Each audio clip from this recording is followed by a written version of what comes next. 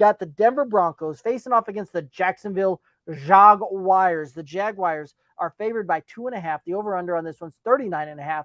What are your thoughts here? That's one. I'm taking the Broncos in this one. I think this is probably my last-ditch effort with this team offensively. I still think this defense is beyond elite, guys. Like, I was talking to a couple buddies before my softball game tonight, and they said if the Broncos managed to just score 18 points per game, like just 18 points per game in every single game they've played so far, they would be 6-1. I also heard another statistic about this Broncos offense that they have to average 24.5 points for the rest of the season to equal their average points per game scored last season when we thought they were abysmal.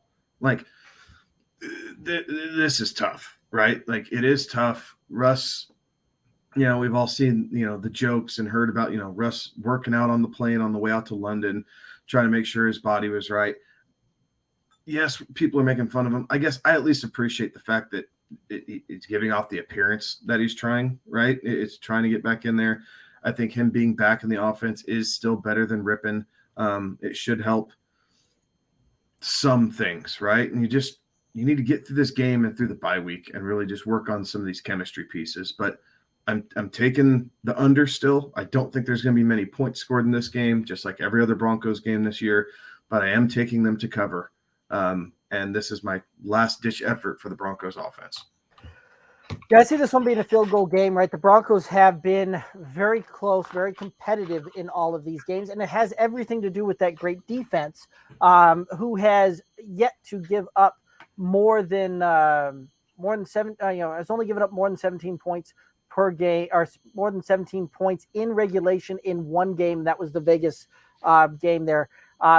You're 100% right. If the Broncos could find a way to get to 18 points at the end of regulation, every single game, they would be at 6-1. And it is really mind-blowing to think about a offense in which you have a guy with Russell Wilson under center who, by all accounts coming into this season was still considered an elite level quarterback by many. You had an offensive-minded head coach that they brought in to fix the offensive side of things. They had a good wide receiver set, a good running back set, a good line, offensive line there, and you can manage to struggle bus your way to 2-5, and have it where a Denver Broncos offense with very similar pieces last year under Teddy Bridgewater was scoring more points on average than what Russell Wilson's been able to do. So.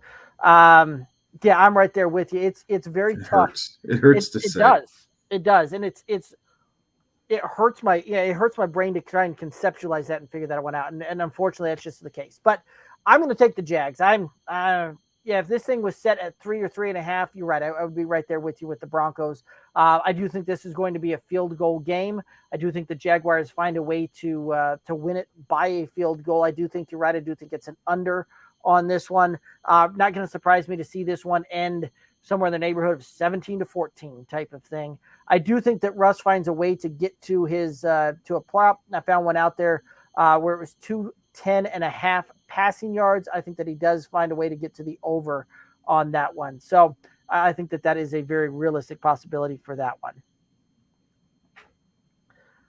All right, it's Spear IT. Sorry, I guess you need my prop, don't you?